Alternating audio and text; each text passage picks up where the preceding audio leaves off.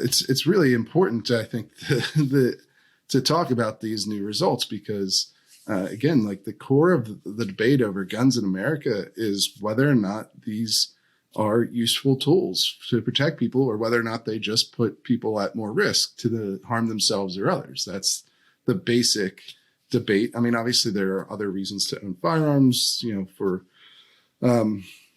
political reasons. The Second Amendment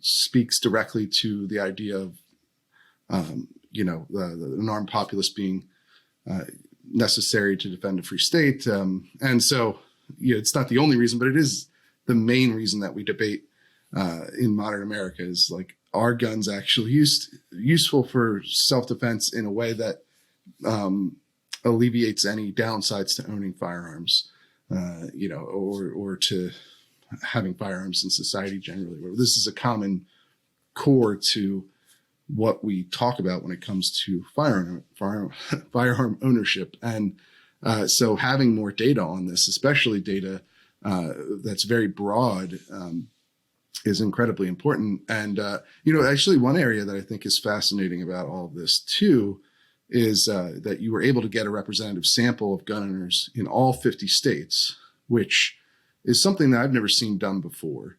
And frankly, is something that I've always had concerns about when we talk about gun research, because a lot of it relies on estimates for gun ownership in different areas that just never seemed terribly reliable to me.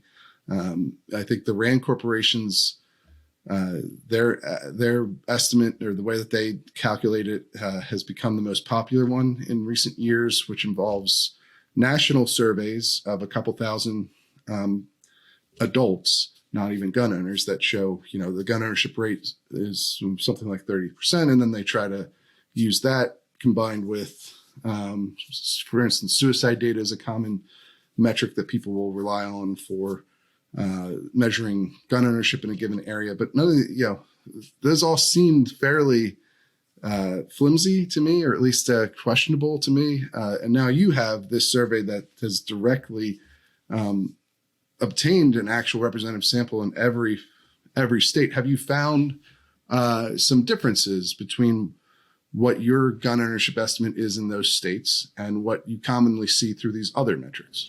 Yeah. This is a great question. And, it goes back, and I should mention, one of the challenges with survey work historically is it used to be really, really expensive. So before the internet, you'd have an army of people calling people up on the phone, random numbers across the United States, trying to get somebody to talk to you for half an hour to go through this long question and answer, survey, and the cost of doing that, but both monetary and logistical costs were really high. And one thing that has changed, particularly in the last decade, is we are much better with the internet of being able to reach out to really large numbers of people, also ensure representativeness, and engage them in a way that sort of ensures that they have the time and focus and incentive to sit down and answer questions. So that it is one of the things I'm most excited about with this survey, that it has such great coverage across the United States and really statistically informative samples in all 50 states. And as you say, this has historically been things we didn't have good numbers on. The RAND paper, it's a good first attempt, and they should be applauded for this attempt to try to triangulate some of these estimates.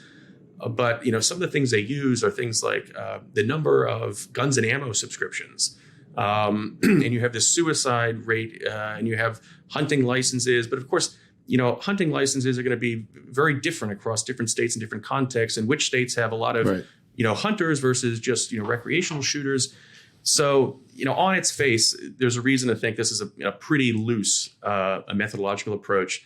And there's about 6 different papers I want to write from this survey. The paper out there right now is a top line result. There's a lot of things I want to delve into more deeply. And I will at one point, honestly. I'm going to at one point write a sort of a piece on the RAND where some of the major large states we have some agreement on, but particularly the smaller states, I think their estimates are widely off. And there's a lot of heterogeneity in their methods, where at the extremes, I think they really underestimate and overestimate. And I did some looking at this maybe a few months ago, where some of the early estimates of state ownership, there were points where like Hawaii was showing up with 33% ownership.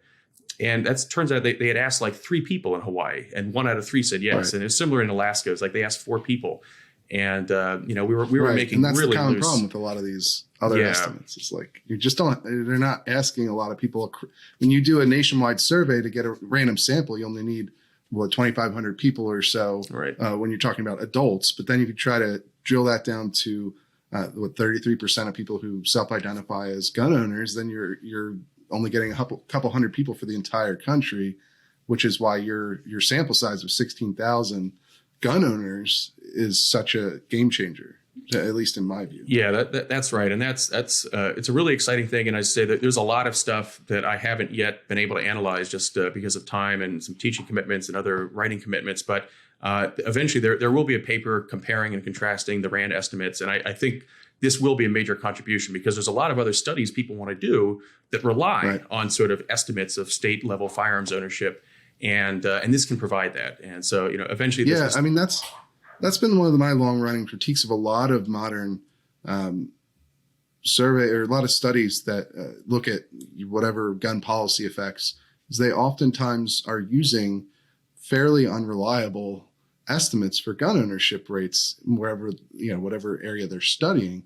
There might be exceptions to this, like California obviously has a registry, Massachusetts has a registry, so maybe you can get a little bit more precise estimates of gun ownership in a given area. But oftentimes they're relying on these sort of